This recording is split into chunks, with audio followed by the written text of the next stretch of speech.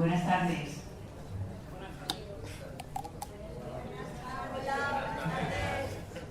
¿Qué tal? Hace un montón de tiempo que nos veo, 12 meses. Qué bárbaro. Pero ha pasado tiempo rápido, que sí. Algunos menos, claro. Pues bienvenidos a todos. Es un honor y una alegría volver a estar juntos otra vez. Y yo al principio, cuando venía Lore, le decía que este es un número precioso. Y el 15, el Congreso 15, una maravilla de número, ¿verdad? ¿Qué número es el 15? La niña bonita, ahí está. La niña no sabemos ya quién será, porque ha pasado muchos años y todos estamos mayorcillos. Pero bueno, niños siempre en la mente, niños en el interior. Quiero pasar, no me voy a dilatar mucho, quiero pasar pues primero a daros las gracias por estar aquí un año más. Ya nos conocemos mucho, muchas caras que llevan un montón de años viniendo y os lo agradecemos. Yo en nombre de la Asociación Mi Camino, pues os lo agradezco mucho.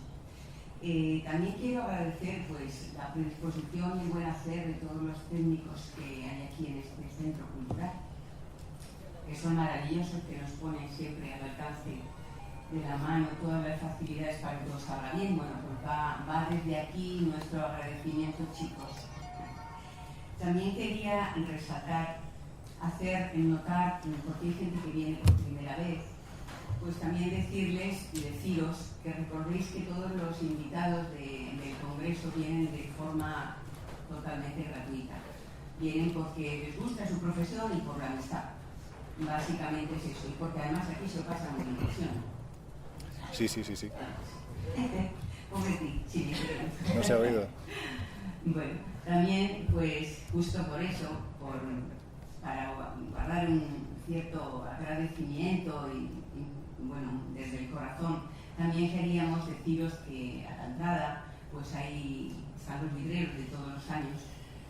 En el caso de que os apetezca comprar algún libro de los ponentes que vienen a dar su charla, pues podéis tener la firma de ellos y charlar un ratito con ellos, pero recordad que si eso llega a suceder, si eso es el caso, no subir al escenario porque tenemos que preparar enseguida la siguiente ponencia. Entonces hay una mesa aquí a mi derecha en el pasillo, hay una mesa y un sillón, en el caso de que queráis la firma de algún autor, y ahí tenéis espacio tranquilamente para charlar con ellos y que os firme el libro, ¿de acuerdo?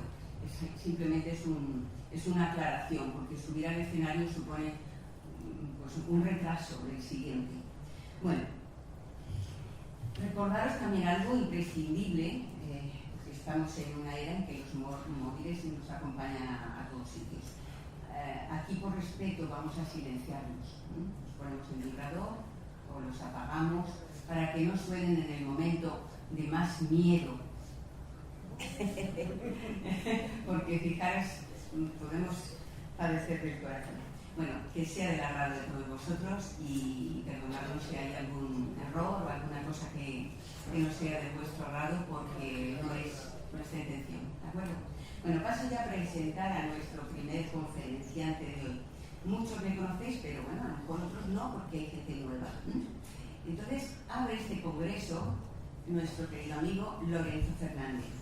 Lorenzo Fernández es un fiel colaborador de esta asociación desde hace tantos años que ya casi ni me acuerdo. Ya somos mayores. No, nunca. Pues sí, pero encantados de la vida. Lorenzo, os cuento, es periodista, escritor y director de la revista Enigmas y Año Cero. Colaborador habitual de programas de radio y televisión.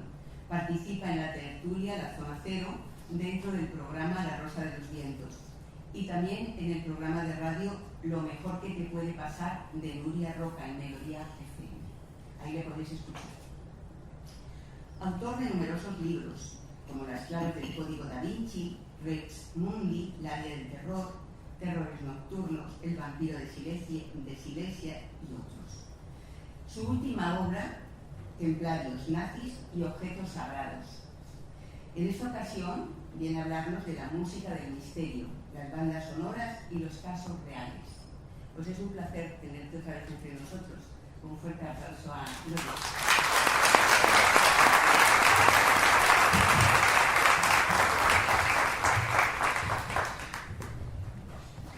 Bueno. Pues muchas gracias por estar aquí esta tarde, a esta hora, que sé que es una hora complicada. Yo mismo lo he podido percibir al venir para acá, al comprobar que en Madrid no cambia. Eso sí que da miedo, ¿verdad? La operación salida de todos los fines de semana, con mucho tráfico, y es evidente que si estáis aquí es porque habéis hecho un esfuerzo, cosa que yo os agradezco. Quiero agradecer también a Gloria y a José especialmente el tremendo cariño que ponen en este evento que cumple ya 15 años. Yo creo que soy, junto con Jesús, el que lleva aquí desde el principio, ¿verdad? Sí. Y con Josep también.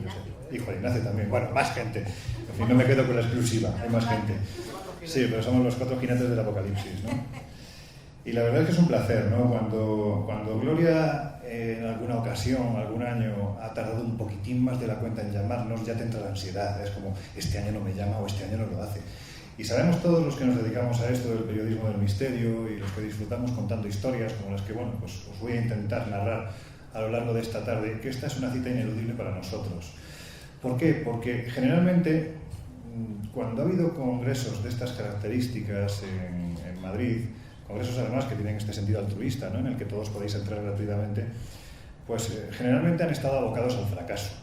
Y es cierto que, salvo el Congreso de Misterio, que ahí se cobra, que organiza Planeta año tras año, el congreso que hacen los compañeros del grupo EPTA, esas jornadas que organizaba el padre José María Pilón, y Alcobendas, son citas ya clásicas. ¿Por qué? Porque se han conseguido perpetuar en el tiempo y han conseguido seguir despertando, ¿no?, el interés en todos vosotros. Y eso hoy en día, pues con la cantidad de estímulos que tenemos a través de la televisión, de la radio, de internet principalmente, es muy difícil captar esa atención. Por lo tanto, yo creo que si alguien verdaderamente se merece ese aplauso por seguir intentándolo cada año, y lo más importante, por seguir consiguiéndolo, son nuestros compañeros de Mil Caminos. Así que, para vosotros.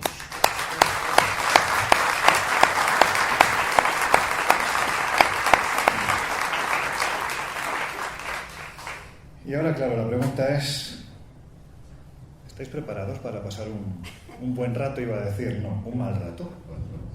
Claro, yo aquí he sido muy egoísta, porque lo que he intentado, le voy a pedir a los compañeros si pueden bajar un poquitín la luz. Lo que he intentado con esta exposición, que es la primera vez que la hago, bueno, es un poco el reflejo de mis particulares miedos. Oíais a Gloria antes diciendo los libros que he escrito y la verdad es que doy bastante miedo, ¿no? Terrores nocturnos, La guía del terror, 99 lugares donde pasar miedo, El vampiro de Silesia, ahora va a salir La España maldita. Es decir, parece que hay una especial querencia, ¿no?, a ir hacia todo aquello que nos da pavor. Pues no deja de ser un poco el reflejo de mi propia personalidad. Yo siempre lo he dicho y además no tengo ningún pudor en hacerlo nuevamente. Soy una persona muy cobarde. Por lo tanto, para mí, el enfrentarme a estas situaciones, a estos momentos, a estas películas que me han provocado especial terror, pues no deja de ser una especie de terapia de choque. Intento enfrentarme a mis miedos, pero como no consigo vencerlos, pues continúo viendo, ¿no?, y continúo leyendo y continúo buscando este tipo de temáticas. Yo lo que os voy a invitar a lo largo de este ratito es a que asistamos a una sesión continua de cine, del cine de toda la vida, de ese cine de verdad que en un momento determinado ha provocado que, bueno, pues muchas personas tengan todavía en la retina escenas puntuales, frases puntuales, en ocasiones veo muertos. ¿A que sabéis de qué película es? Bien, pues vamos a ir a eso, ¿no? Pero sobre todo vamos a asistir a lo que para mí es más importante, y es el hecho de que siempre se demuestra que la realidad supera con creces a la ficción. La secuencia de películas que vamos a ver en esta próxima hora, 50 minutos, son películas de toda la vida. La gran mayoría basadas en hechos reales. La gran mayoría, incluso en un momento determinado, cuando los testigos protagonistas de esos casos las observaban, miraban a su alrededor sorprendidos diciendo, bueno, ¿y esta gente por qué se asusta tanto? Lo nuestro fue peor. La realidad fue mucho peor.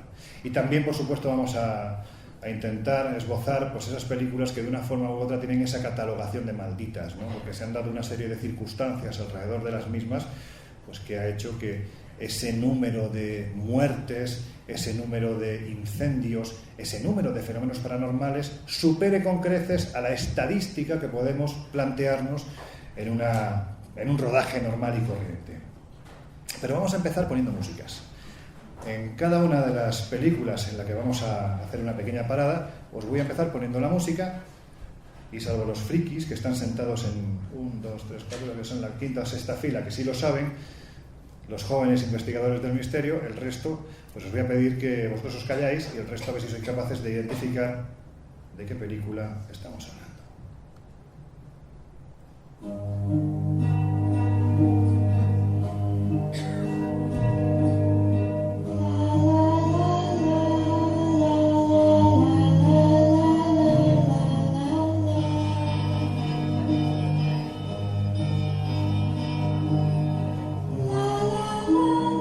Aquí lo dejamos.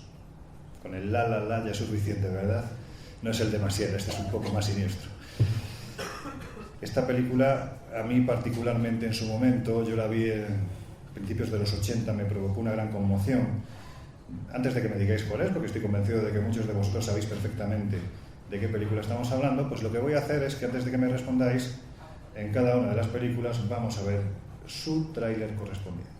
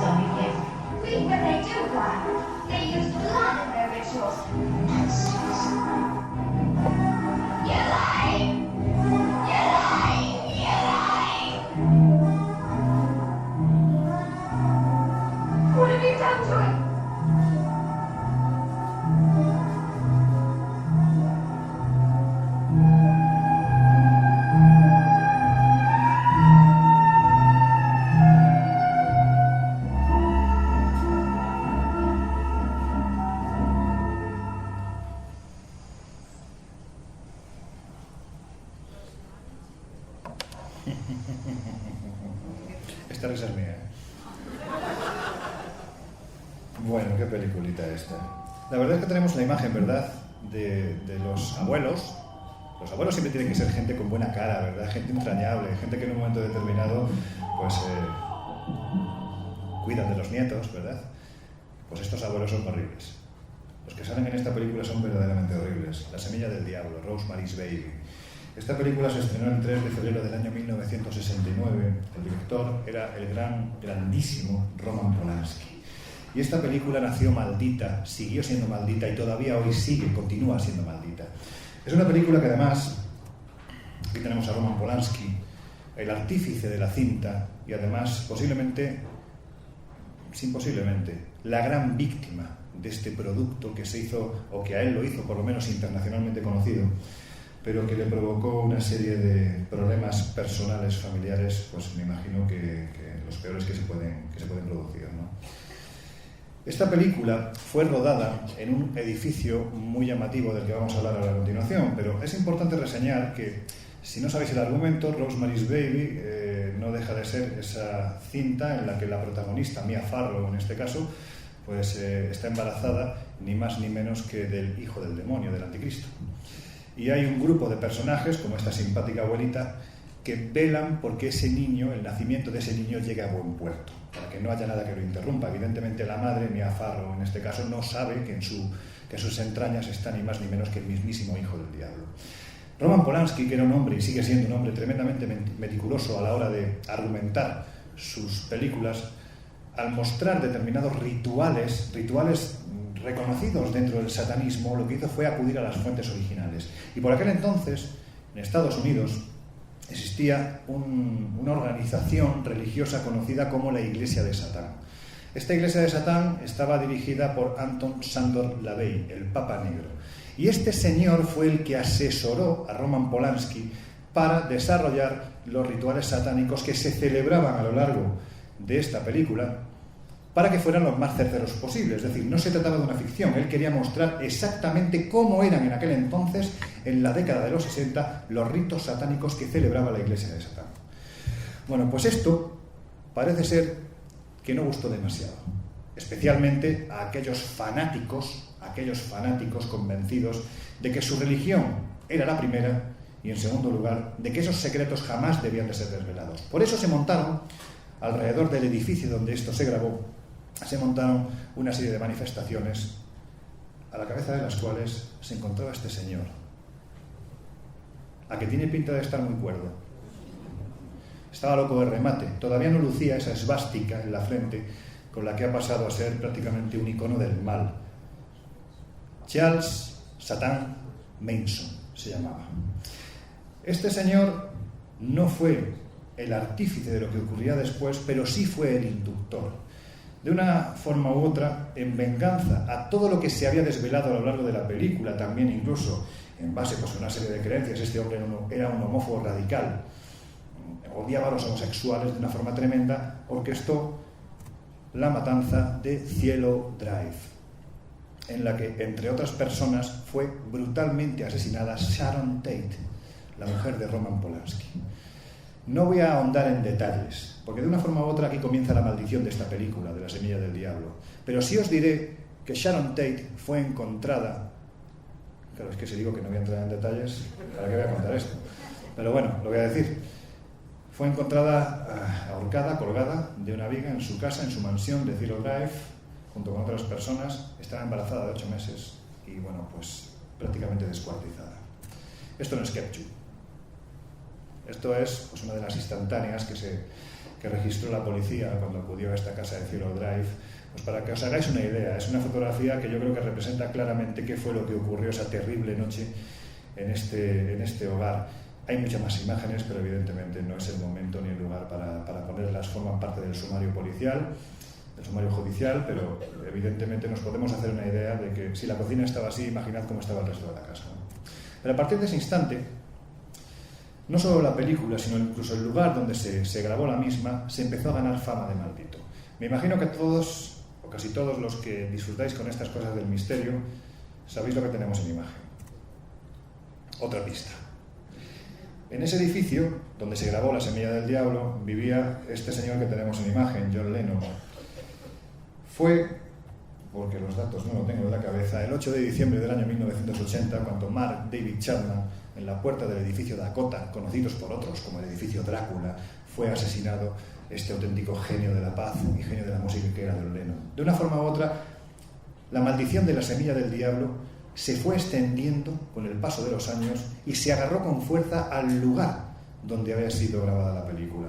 Este edificio, para que os hagáis una idea, el edificio Dakota, fue construido en el año 1880 en una Manhattan donde prácticamente ni tan siquiera llegaba la luz eléctrica, estaba literalmente aislado en mitad de un descampado, pero sin embargo desde el principio llamó poderosamente la atención de los, sobre todo de la Jet, ¿no? de la Jet de la época, de los grandes actores, hasta el punto de que se convirtió en un sitio muy exclusivo. Hoy en día, por ejemplo, para que os hagáis una idea, pues aquí tienen apartamento de grandes personajes como Plácido Domingo. Hay un apartamento concretamente a la venta que vale $6 millones, lo digo por si a alguien le apetece. Pero a lo largo de los años, especialmente década de los 30, 40, 50 del siglo pasado, por aquí pasaron grandes personajes. Bueno, pues eso, el Dakota. Así es como estaba, ¿no? Cuando fue construido. Fue construido por un señor alemán, Mark Rosenberg, que intentó crear un edificio muy similar al gótico de su Renania natal. Y la verdad es que lo consiguió. Pero aquí vivieron personajes ilustres como este que tenemos en imagen. ¿Sabéis quién es, no? Bela Lugosi, el gran Drácula, posiblemente en su momento mucho más reconocido que Christopher Lee, este señor que cuando llegó a Estados Unidos no hablaba inglés y precisamente lo cogieron para este papel, primero por su propio rostro, ¿no? Era un hombre con unos rasgos muy duros, y en segundo lugar porque los guiones, al no hablar inglés, se los aprendía de memoria. Entonces, claro, le salía ese acento idóneo para caracterizar un papel como era el del protagonista de Drácula, un noble de los Cárpatos que habla pues, con un acento muy marcado, ¿no? Él también habitó en el Dakota. Decían las crónicas que Bela Lugosi acabó prácticamente enloquecido por el papel que protagonizó a lo largo de su vida, el de Drácula, por el que fue pues, prácticamente globalmente reconocido. Y decían que cuando a punto estaba de morir, prácticamente enloquecido, pidió que le enterraran, en uno de esos momentos de lucidez, pidió que le enterraran con la capa que le había hecho famoso, con la capa de Drácula. Y decían también quienes habitaban en el Dakota y quienes todavía lo hacen, que es uno de sus fantasmas más ilustres. Es habitual, según dicen, observar pues, a este personaje encorvado, maltrecho, pasearse por esos pasillos, especialmente a altas horas de la madrugada. Pero hubo otros, ¿no? Entre otros de los grandes, ilustrísimos, que vivió en el Dakota, está este señor. ¿Sabéis quién es? Entonces que eres actor, claro, tú lo sabes. Pues eso, más pistas, aquí lo tenéis. Boris Karloff. Boris Karloff, aparte de que también se dice que al igual que Bela Lugosi es uno de esos fantasmas que se pasean por el edificio maldito, tenía una especial atracción por todo lo que tenía que ver con el espiritismo. Estamos en los comienzos, ¿no? Primera mitad del siglo XX. El espiritismo ha pasado de ser una moda, la moda que crean las hermanas Fox a partir del año 1847 aproximadamente, a convertirse prácticamente en una religión que profesan gente importantísima, seguramente como el gran Boris Karloff, ¿no? Y decían que en su apartamento del Dakota, un día sí y otro también, cuando no tenía rodaje, se dedicaba a hacer sesiones de espiritismo para intentar contactar con los espíritus del más allá. Y según decían, eran muchas las ocasiones en las que esos supuestos espíritus se manifestaban. Por tanto, no es extraño pensar que en el lugar donde a él se le aparecieron tantos espíritus, bueno, pues también se pasea a él, es lo que cuentan, ¿no? Voy a ir un poquitín rápido, porque sé que si digo que voy a ser breve me voy a enrollar mucho, y viene Juan Ignacio, y Juan Ignacio seguramente tiene cosas más interesantes que yo que decir. Pero, bueno, venga, vamos al tráiler. Vamos al tráiler si funciona, claro, así. ¿Bajamos un poco la luz? Entonces, ¿qué hace aquí? Quería preguntarle por un amigo mío, Víctor Hernández, el chico que murió en el cementerio. Quería saber si iba a verle. ¿A mí? ¿Para qué? Para entrar en la casa que tienen ustedes ahí arriba. ¿Por qué iba a querer entrar? Sé que buscaba una casa por esta zona. Le gustaba este pueblo. Esa casa está cerrada. Ya. Solo quiero que me diga si estuvo visitándola. ¿No está oyendo a mi marido que está cerrada? Petra, cállate. ¿Y por qué coño me tengo que callar? Petra, no tienes nada que hacer. No os preocupéis que este tráiler no da miedo. Estoy muy interesada en ver su casa. La casa no tiene ningún interés. A mí sí lo tiene. Miren, todo lo que está viendo aquí es mi casa. Y de ahí arriba también es mi casa. A partir de ahí, campo. ¿Entendido?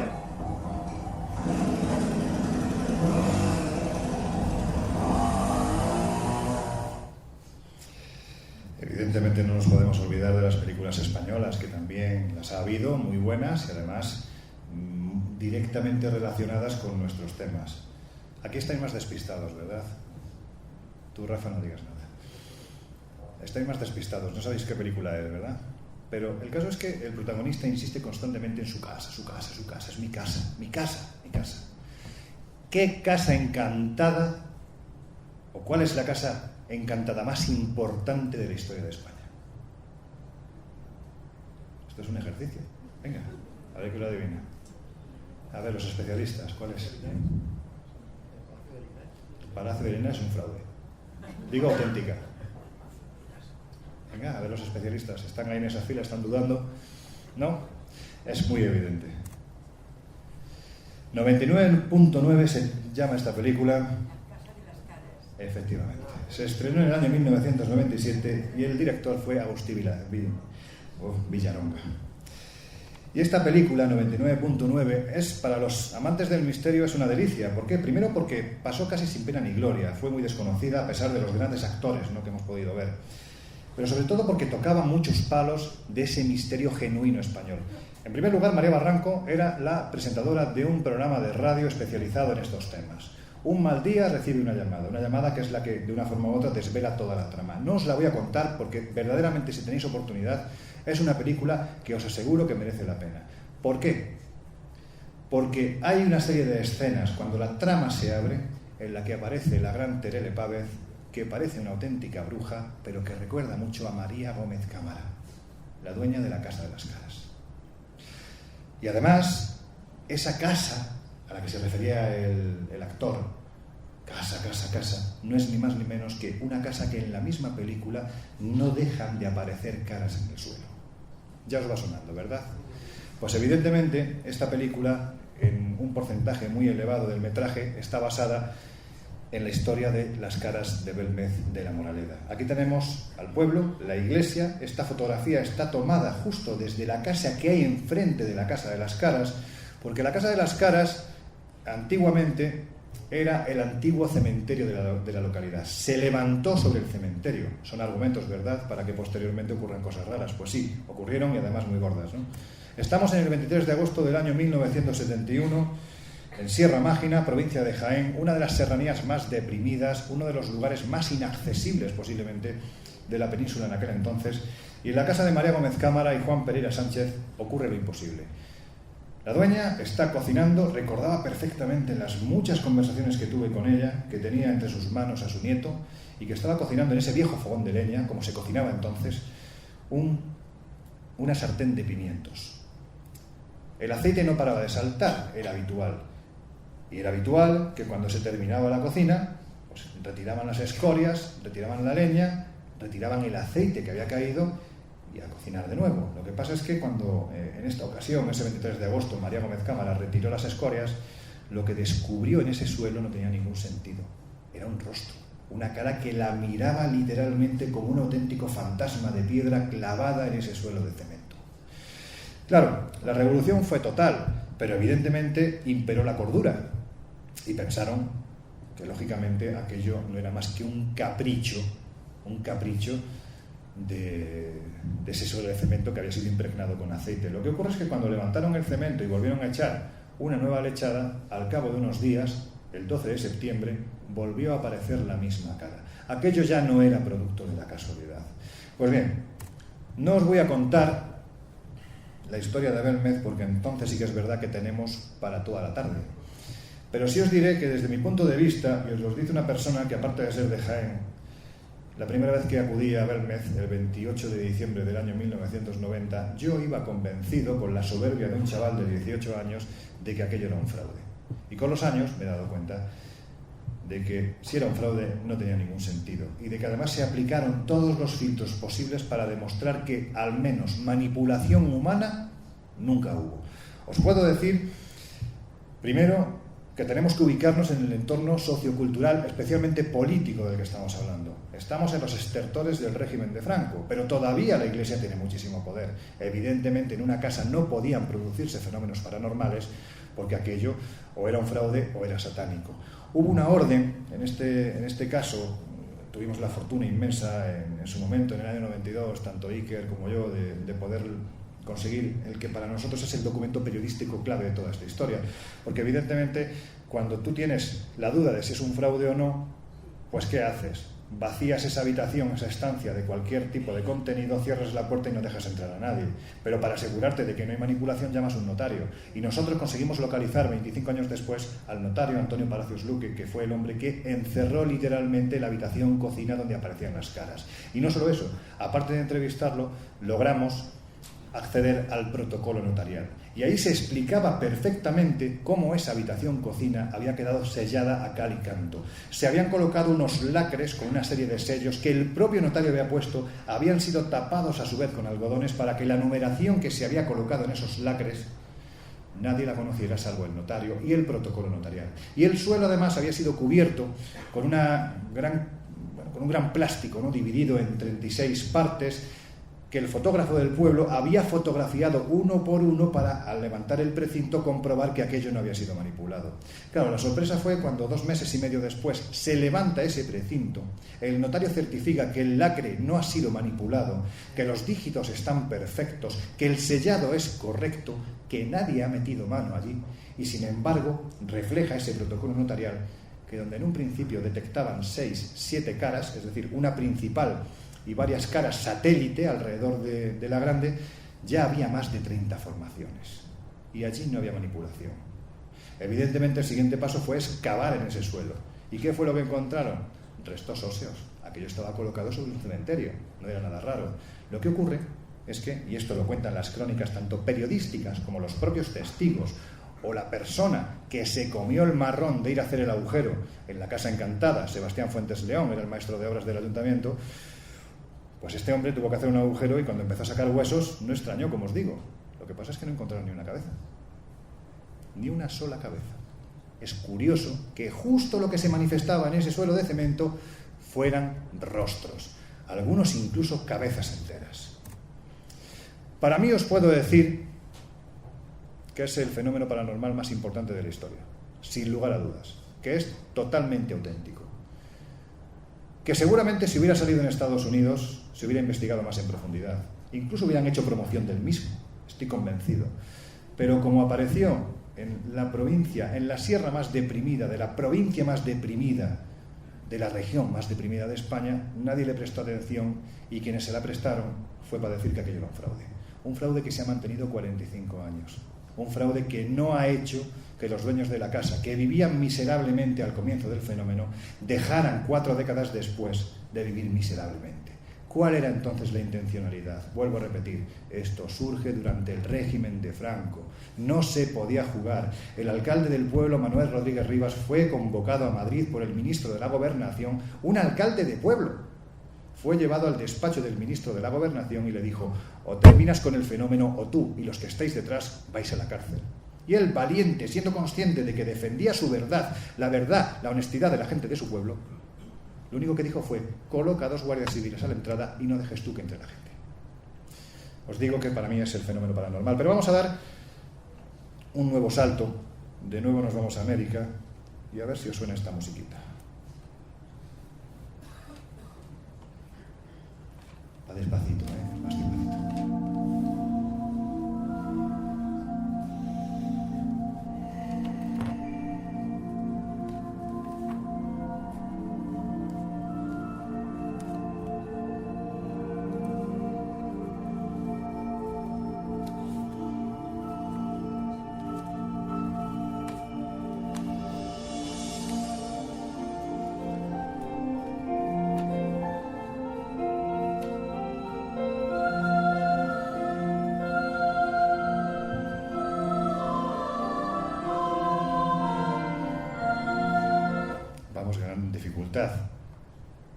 ¿Alguien sabe de qué película se trata? Bueno, venga, vamos al tráiler. Normalmente os haría sufrir un poco más, pero como sé que viene Juan Ignacio después, tampoco me quiero retrasar demasiado. It's the kind of house they don't build anymore. A relic of a time when the world wasn't in such a hurry. When there was still time for a little charm and elegance. It has stood empty for a long while. And at the price, it is a bargain. For a growing young family, it is almost too good to be true. What do you think? We love it. James Brolin, Margot Kidder, Rod Steiger in the Amityville Horror.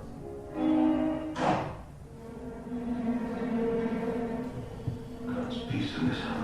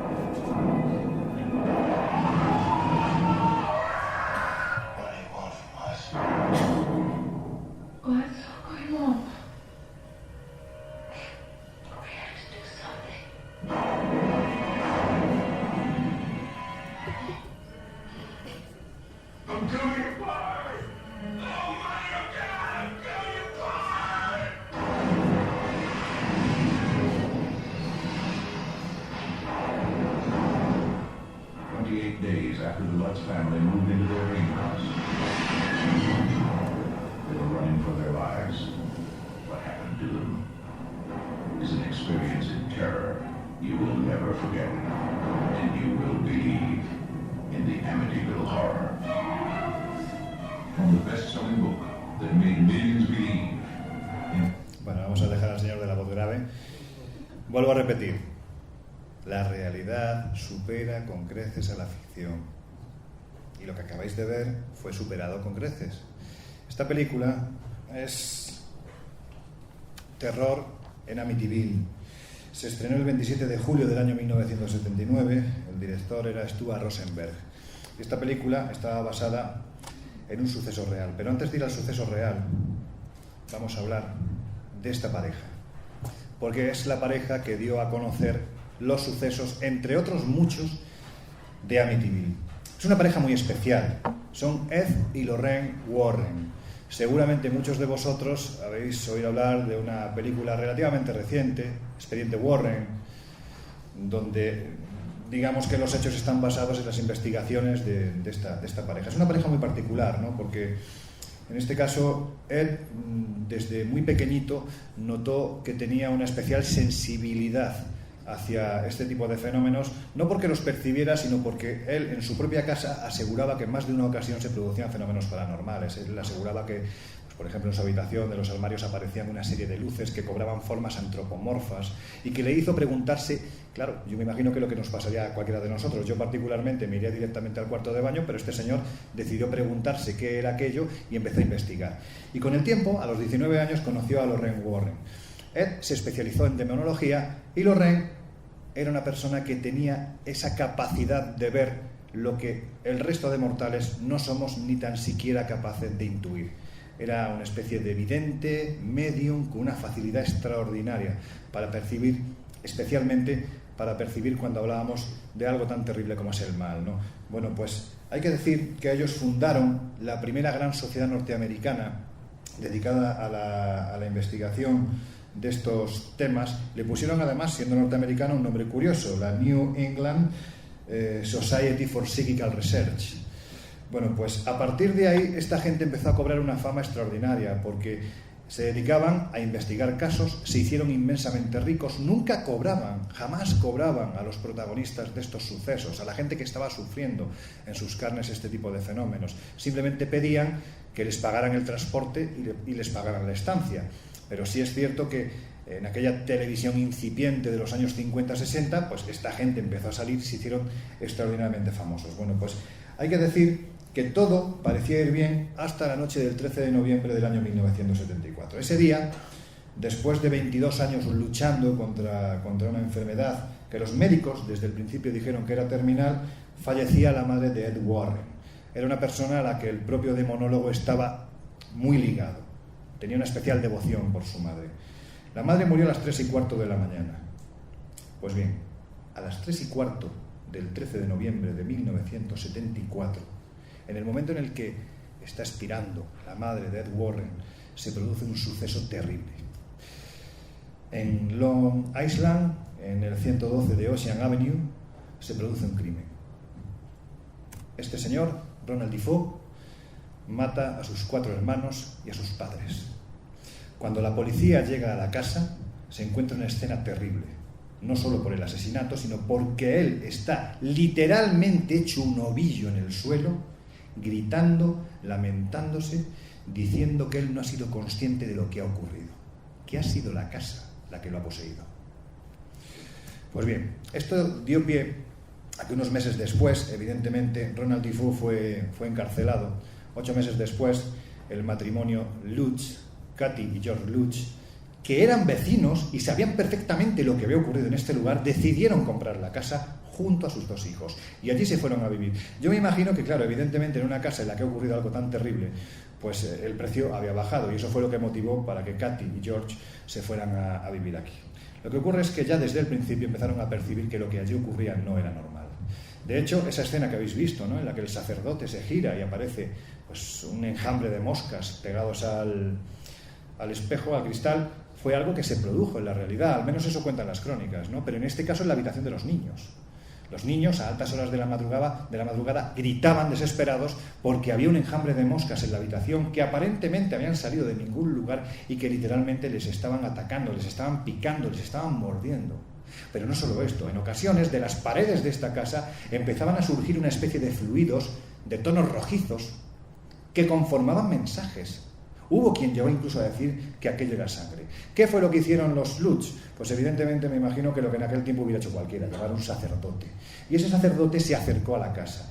Y ese sacerdote acabó huyendo de este hogar como alma que lleva el diablo. Porque al entrar se encontró que de las plantas superiores una voz grotesca, grave, terrible le amenazaba y le invitaba, no precisamente amablemente, a que se fuera de allí cuanto antes. Hay que decir que después de una serie de exorcismos que se practicaron en este lugar, la casa aparentemente fue liberada, pero el matrimonio Lutz no quedó liberado de lo que allí había ocurrido y 29 días después de este suceso decidieron marchar de allí para siempre. Se dice de la casa de Amityville que es la casa más encantada de Norteamérica. Yo no comparto esta idea, creo que la Winchester Mystery House seguramente es mucho más... no voy a hablar de ella porque si no me extiendo, pero bueno, seguramente es una de las casas más encantadas no de América sino del mundo. Pero en este caso hay que decir que vemos que el misterio cotiza a la alza, ¿no? Porque hace muy poquito tiempo en una página web de compraventa de inmuebles, idealista.com, apareció el mensaje de la venta de este hogar. Ya se barajaba la cifra de $1.200.000. Hemos pasado en pocos años de $80.000 a prácticamente más de $1 millón, ¿no? Y hay quien quiere comprarla para crear un museo de lo raro.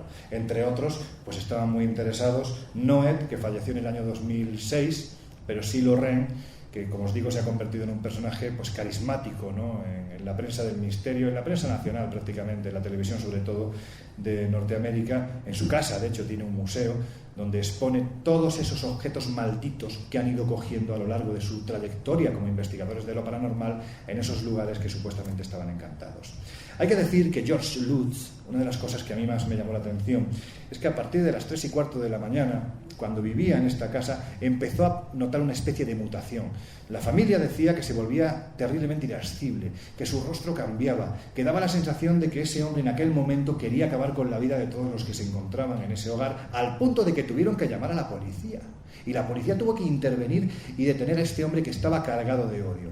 Daba la sensación de que si realmente lo que afectó a Ronald Defoe, que creo que fueron las drogas, pero bueno, si aceptamos que fue una posesión, da la sensación de que con George Lutz estaba ocurriendo algo parecido. Luego hubo muchas voces, ¿no? Gente que investigó este suceso, que comentaron pues, que todo fue un fraude, con la intención de vender una serie de libros que posteriormente se iban a realizar, pero lo cierto es que a pesar de todas las voces críticas y a pesar de todas las voces a favor, el fenómeno siguió su rumbo. Se siguieron produciendo fenómenos extraños en este lugar al punto de que, vuelvo a repetiros, hoy en día está considerado uno de los lugares más encantados de América. De hecho, se obtuvo esta fotografía en la que se ve a un niño, no sé si lo veis. Estaría, a ver si sale el ratón, estaría por aquí, asomado. Seguramente es un montaje, pero ¿sabéis lo que provocó esta imagen? Un suceso que a mí me aterrorizó. Hace 3 años en Sao Paulo, un joven de 13 años asesinó a su familia. Se fue al colegio. Las cámaras del supermercado que había al lado de su casa captaron perfectamente el caminar tranquilo de este niño. Asistió al colegio. Las cámaras registraron cómo volvía a su casa y al llegar a su casa se descerrajó un tiro en la cabeza. Cuando llegó la policía, encontró una nota. En esa nota ponía: verás cuando sepa lo que aquí está ocurriendo. Esa nota estaba escrita sobre esta foto. Había calcado literalmente el crimen ocurrido décadas atrás en Long Island, en Amityville. Bueno, pues eso, el lugar más agradable de la casa. Quien ha visto la película sabe que hay un momento en el que esta guardilla se ilumina y desde fuera parece que son unos ojos malditos que te van a comer, ¿no? Pues eso, hogar, dulce hogar. Seguimos. Yo aviso, seguro, seguimos. Cosa nuestra. Hay músicas que solo escucharlas ya provocan algo dentro, ¿verdad? Pero, si encima lo vemos... Mi cama se movía.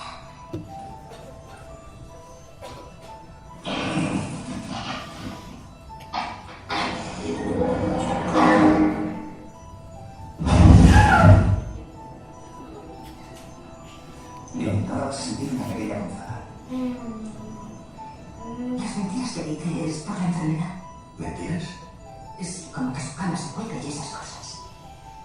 Estás dormida.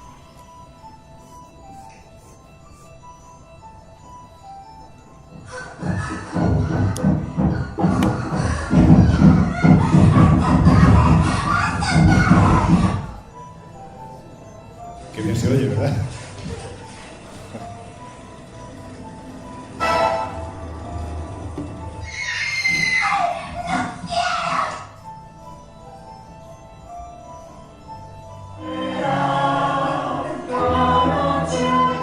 Chicos, tenemos una invitada. Usted morirá en el espacio.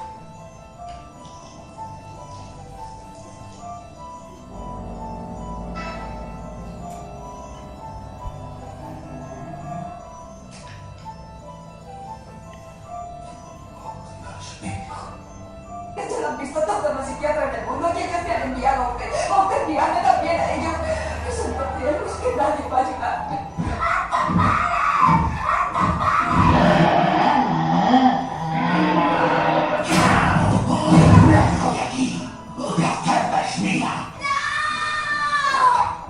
¿Qué hay que hacer para realizar mensuales?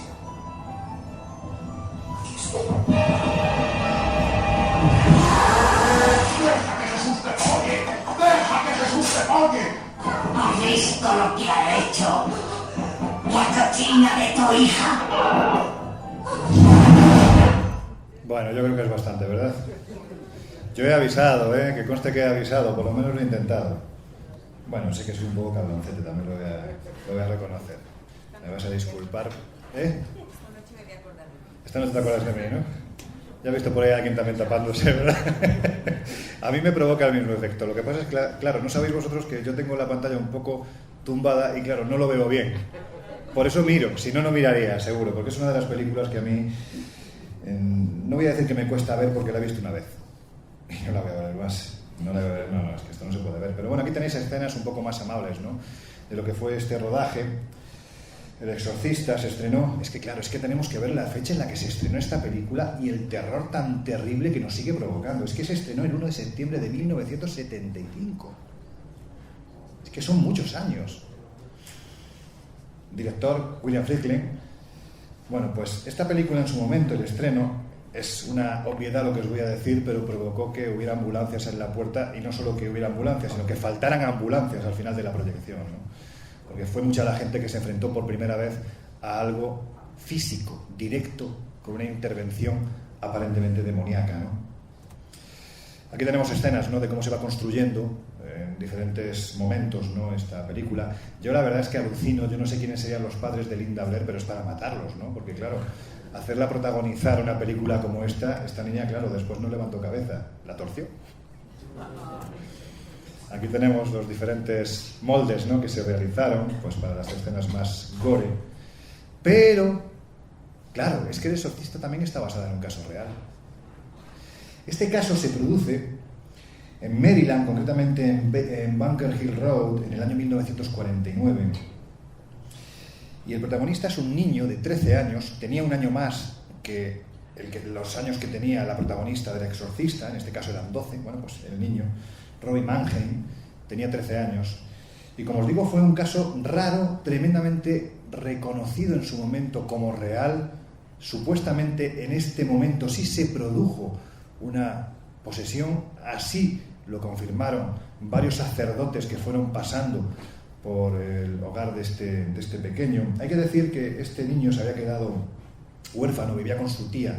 Era una señora que, al parecer, siempre siguiendo la línea de lo que nos cuentan las crónicas, tenía ciertas dotes de mediunidad y practicaba el espiritismo, era espiritista. Bueno, pues esta mujer falleció y el pobre Robbie Mannheim se quedó solo en el mundo. ¿Qué fue lo que intentó? Contactar con ella a través de un método que entonces se estaba poniendo muy de moda y que no precisaba ni de mediums ni de videntes, cualquiera podía hacerlo, la Ouija. Bueno, pues a partir de ese intento de contacto es cuando empiezan a ocurrir las cosas raras. Estamos en el 27 de enero del año 1949, ante la violencia tan tremenda que este niño muestra, al punto de que empieza a pegar patadas a las paredes y poco menos que provoca agujeros. Esto dentro de una casa de acogida que además era religiosa. Bueno, pues este niño empieza a mostrar un odio visceral a todos los elementos religiosos, especialmente crucifijos, que hay ubicados en este lugar. Bueno, pues evidentemente ante esta situación, sin saber lo que pasaba, acude un sacerdote católico, Frank Hughes se llamaba, y en el instante en el que acude y visita a este niño que está siendo presa de pues, un colapso total, ¿no?, de una violencia extrema, se abre la camisa, como diría Camarón, se parte la camisa, pero en este caso lo que se parte es el pecho, se abre una gran herida en el pecho, y este niño, siempre según la declaración del sacerdote, empieza a hablar en latín, un idioma que evidentemente este niño desconocía. Bueno, pues hay que decir que el pobre Frank Hughes acabó literalmente siendo empujado por unas manos invisibles contra la pared, se pegó tal tarasca que este hombre acabó reaccionando al cabo de unas horas en el hospital, y por supuesto se planteó que él allí, lo que es volver, pues no volvía, ¿no? Y tuvo que entrar en escena el 18 de abril, como vemos, la secuencia es larga, no son varios meses los que dura esta posesión. Entra el padre William Bowden. Bueno, pues este sacerdote somete a este niño hasta un total de 30 exorcismos.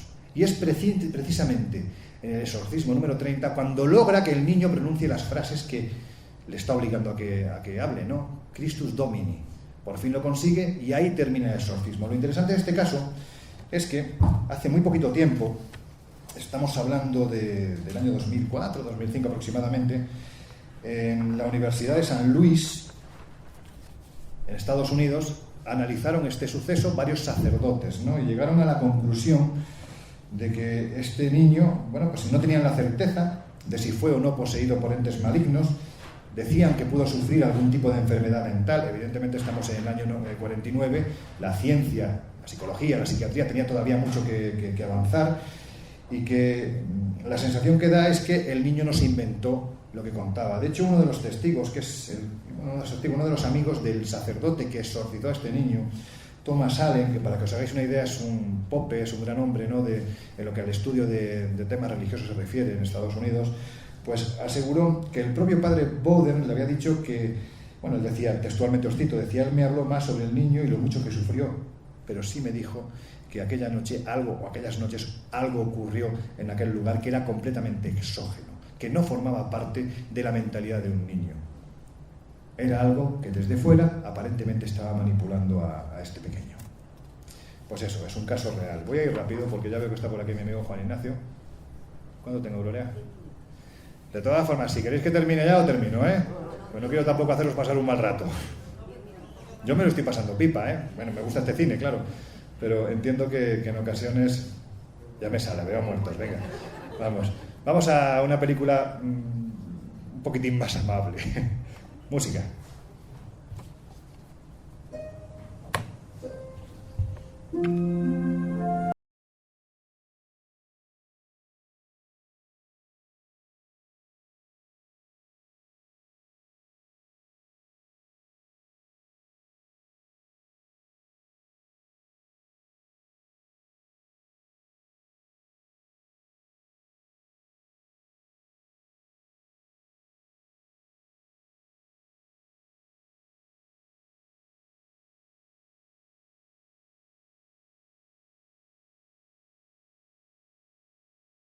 Parece muy amable, ¿verdad? Yo me acuerdo cuando me la pusieron por primera vez, yo era muy pequeñito y estaba con unos tíos, con mis tíos, y me dijeron, hemos pillado una película familiar en el videoclub. Y bueno, yo tenía, pues yo qué sé, 11 años, una cosa así. Y vamos a ver una película familiar. Pues venga, una película familiar. Y me pusieron esto.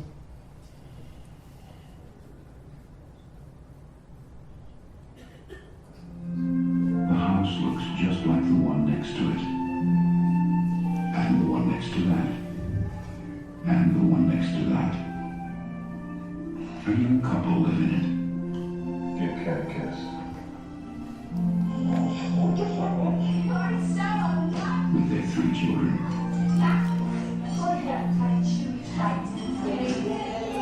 And something more.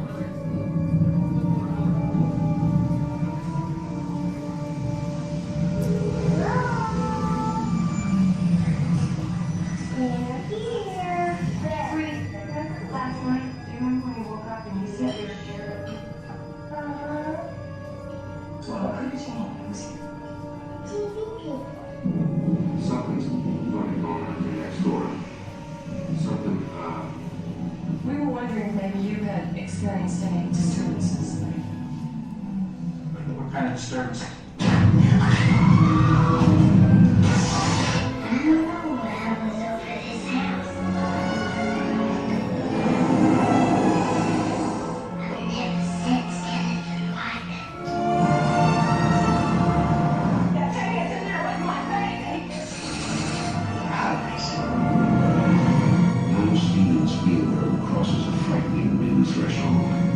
Into a world within our own.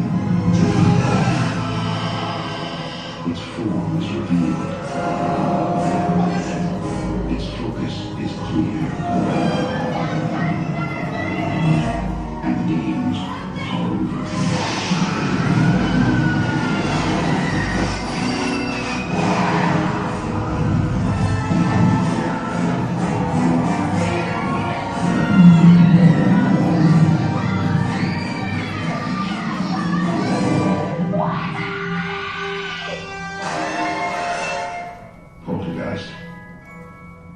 It knows what scares you.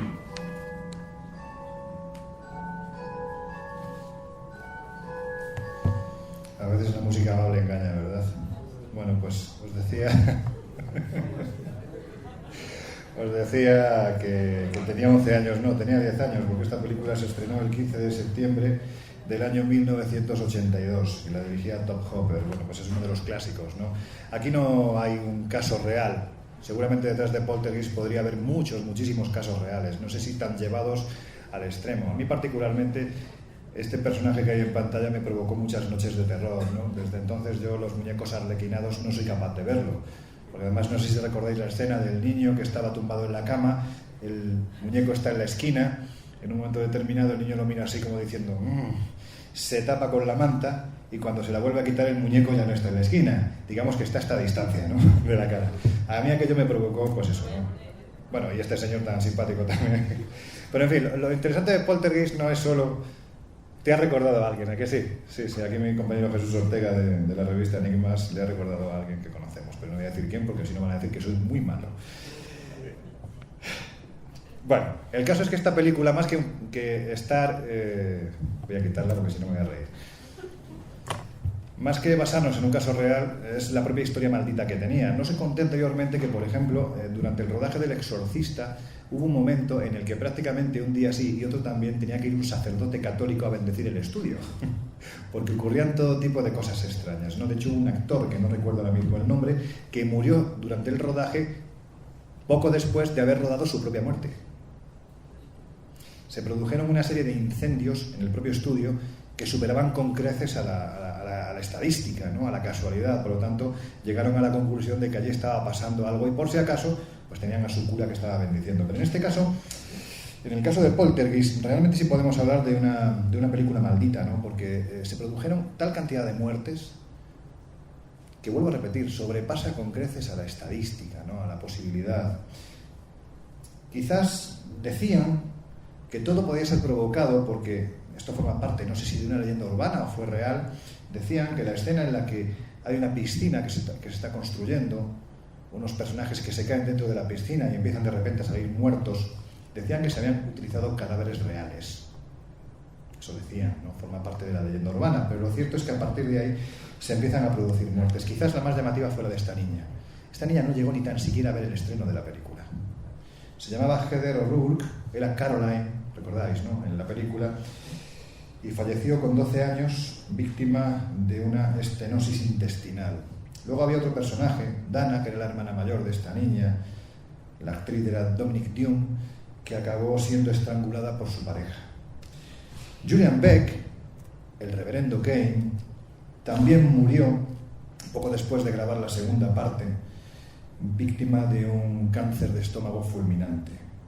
Will Sampson, que interpretaba a un brujo llamado Taylor en esta película, que era un poco el que hacía el papel de chamán, ¿no? Que orientaba, pues eso, ¿no?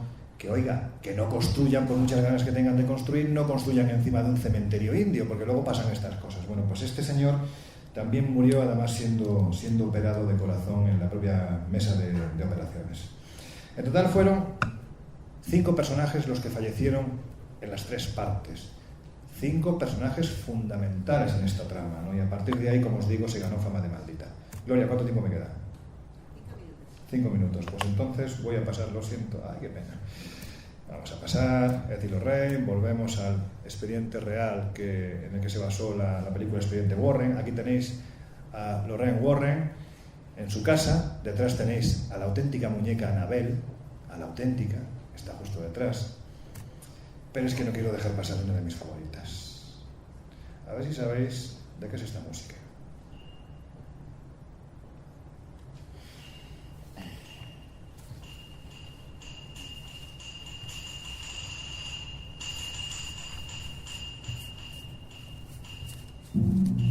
Venga, voy a ir rápido y vamos a pasar directamente al tráiler. Para algunas personas, la soledad y el aislamiento llegan a ser un problema. No para mí. ¿Qué me dicen de sus mujeres? ¿O cree que se amodarán tan fácilmente? Les gustará. ¿De verdad quieres ir a vivir a ese hotel todo el invierno? Sí, claro. Lo pasaremos muy bien. ¿Qué dice Tony? ¿Están bien en el hotel, supongo? No, señora Torres. Tony, ¿por qué no quieres ir a ese hotel? No lo sé. Venga, Tony, dímelo.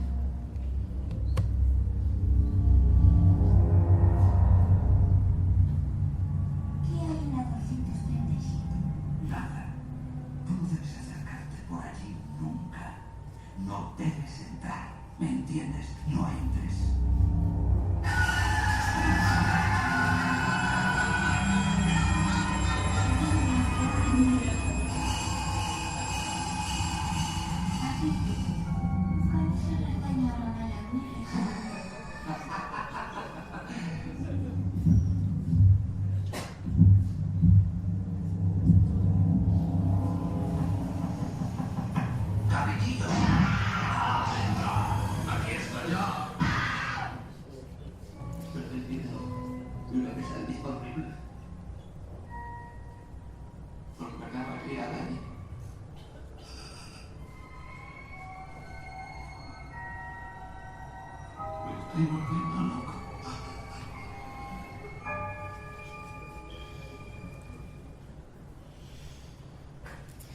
Si es que si te dice el niño que no abras la puerta, ¿para qué la abres? Son esas cosas que pasan, que es que la curiosidad dice que mató al gato, ¿no? Y a este niño casi se lo comen 2 niñas, ¿no? En el peor de los sentidos. Bueno, pues esta película a mí me llamó la atención en su momento. Una vez seguía la biografía del creador de la novela. La novela de Shining era el título original y su escritor era Stephen King. Porque estaba basado en una gran parte de los propios fenómenos que, concretamente, en las fechas cercanas a Halloween, el 30 de octubre del año 1974, vivió el propio autor de la novela. Os pongo en antecedentes. Este lugar se encuentra en el Parque Nacional Rocky Mountain, en Spark, en Colorado, y este lugar hay una determinada fecha del año que permanece totalmente cerrado, simplemente porque queda aislado por la nieve, y entonces pues ahí quedan muy poquitas personas que se dedican a acondicionarlo para cuando lo vuelven a abrir, a partir de febrero, enero, es el comienzo de temporada. Bueno, pues justo el último día que permanecía abierto, para allá que se fue Stephen King con su esposa Tabitha King. Bueno, pues el hombre estaba construyendo la que debía de ser su tercera novela, pero esto que los horteras llamamos las musas no le venían. Bueno, pues decidió aislarse ahí, la noche de Halloween. Él recuerda en su biografía que el lugar estaba prácticamente cerrado. Los grandes salones, los muebles estaban totalmente cubiertos por mantas blancas, las habitaciones estaban selladas ya, solo estaba la suya, y la suya pues invitó a su esposa Tabitha King a que le acompañara a cenar. La mujer estaba indispuesta, dijo que no, que se quedaba a dormir. Y se fue. Aquí tenemos a Stephen King, el hotel, los pasillos, y se fue a este salón. Este salón, como os digo, estaba totalmente cubierto de muebles, con sus mantas encima. Solo había una mesa dispuesta para que él cenara. Bueno, pues en su biografía decía Stephen King lo siguiente: mientras la música hacía eco en el pasillo, fue como si Dios me hubiese puesto allí para escuchar y ver determinadas cosas. Y cuando me fui a la cama esa noche, tuve el libro en mi mente. Esa noche soñé que mi hijo de 3 años corría por los pasillos, mirando hacia atrás sobre su hombro, con los ojos dilatados, gritando. Me desperté con un tremendo espasmo. Me levanté, me encendí un cigarrillo, me senté en una silla mirando por la ventana las montañas rocosas y cuando el cigarrillo ya se había deshecho, tuve el armazón del libro firmemente establecido en mi mente. Este hombre asegura que gran parte de los sucesos que se producen en la novela, él, casi en un estado de semitrance, los visualiza durante esa noche. No es extraño, ¿por qué? Porque el Stanley Hotel, para que os hagáis una idea, es inaugurado a comienzos del siglo XX. Es inaugurado además para atender exclusivamente a grandes personajes como David Bowie, el emperador Hirohito, los presidentes norteamericanos, gente que busca el aislamiento de su vida diaria, en la que todo el mundo les reconoce. Aquí sabían que podían estar tranquilos, en paz. Pero este lugar, al igual que ocurre con la casa de Poltergeist, es levantado sobre un cementerio nativo. Y aquí, concretamente, en la habitación 407, es encontrado uno de los mecenas de esta construcción. El señor Dunraven fue encontrado ahorcado. Y es una de esas habitaciones en las que aseguran quienes trabajan en este lugar que se producen todo tipo de fenómenos. Las contraventanas se abren y se cierran solas, la temperatura desciende a una velocidad vertiginosa, se oyen pasos durante la noche que ellos aseguran que corresponden a niños.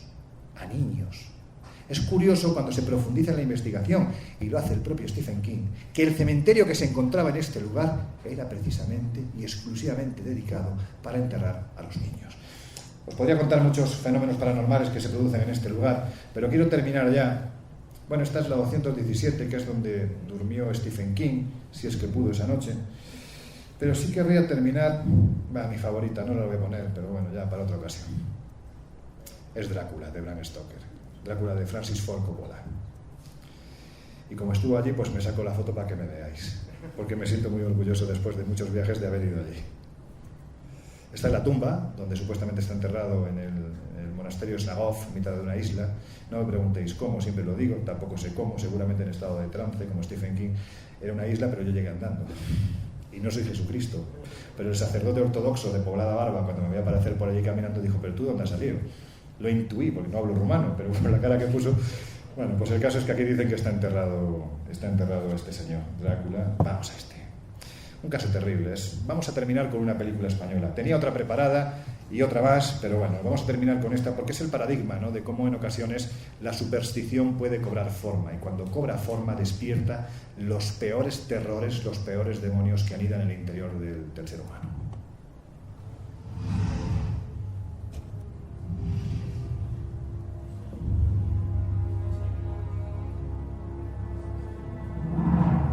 La Iglesia nos enseña que el diablo puede adoptar muchas apariencias, manifestarse bajo diferentes formas. Los periódicos hablan solo de 4 víctimas.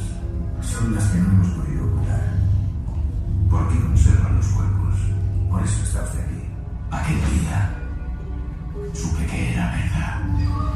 Es mi deber pedirle que identifique los restos de esta joven.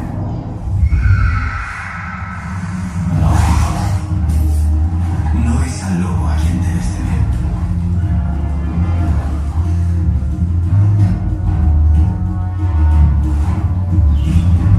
Roma Santa no es humano. ¿Quién eres?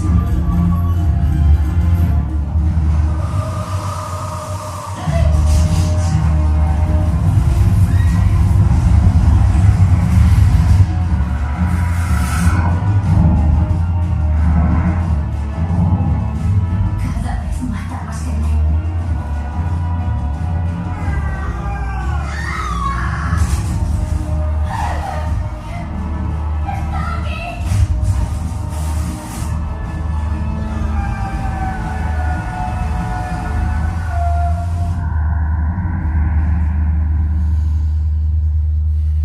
Roma Santa, la caza de la bestia. Es una película que os recomiendo, a pesar de que es una película de mierda.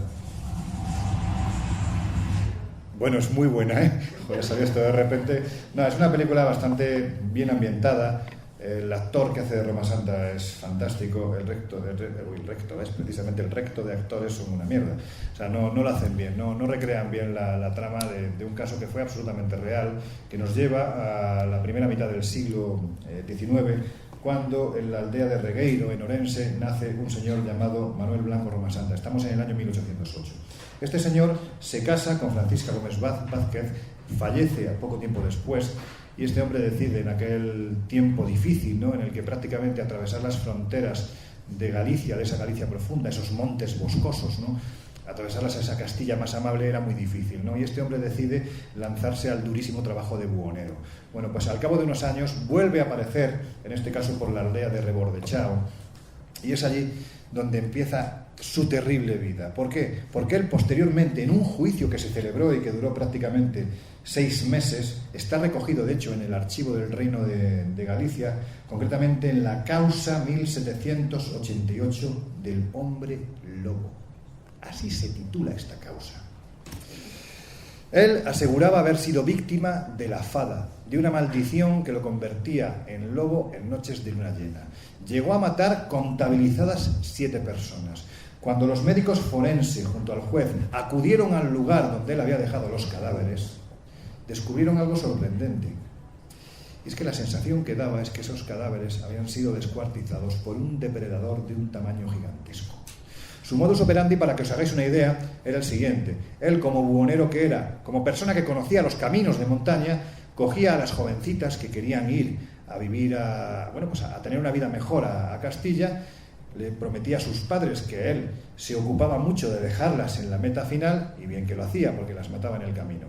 A partir de ahí, lo que realizaba eran cartas. Las chicas no sabían escribir y él realizaba cartas que supuestamente le dictaban estas jóvenes y a la vuelta se las entregaba a los padres. Finalmente fue pillado quizás por la ambición, ¿no? Porque se dedicaba a vender la ropa de las fallecidas, de las asesinadas, en los diferentes mercados que iba encontrando en el camino, y hubo un momento en el que alguien de uno de esos mercados reconoció la ropa de uno de sus familiares que teóricamente habían partido con este señor camino de un destino más amable, y lo que realmente se encontraron fue ese, como decía mi querido Joaquín Gómez Burón, ese destino negro en el que siempre, siempre hay que creer. Finalmente fue condenado a garrote vil. Lo que pasa es que, de forma absolutamente extraña, la reina Isabel conmutó la pena y lo puso en manos de un doctor extraño que venía de Francia, doctor Phillips, para que experimentara con él, para que supieran si realmente la causa que afectaba a este hombre tenía una entidad más metafísica que física. Y a partir de ahí desapareció la figura de Manuel Blanco Roma Santa. No se volvió a saber nada de él, no se escribe nada de él. En su momento, periódicos como La Ilustración reflejaron las andanzas de este hombre, que casi como si fuera un santón, imaginar la escena, cuando fue llevado a la cárcel por los diferentes pueblos por lo que pasó, la gente, conociendo su historia, se agarraban a él, intentaban tocarlo, casi como si fuera un personaje taumatúrgico. Le entregaban medallas, le colgaban de la capa diferentes objetos, convencidos de que en este caso, si existe el mal, existe el bien. Si yo pongo un objeto o toco a un señor que es el mal en esencia, lo que me va a revertir es el bien en esencia. Como os digo, se convirtió en un auténtico santón. Es curioso, ¿no? Cómo... ¿Dónde está Gloria? Ahí va a decir, como no me dice que me calle, yo pues sigo. Vale, pues eso.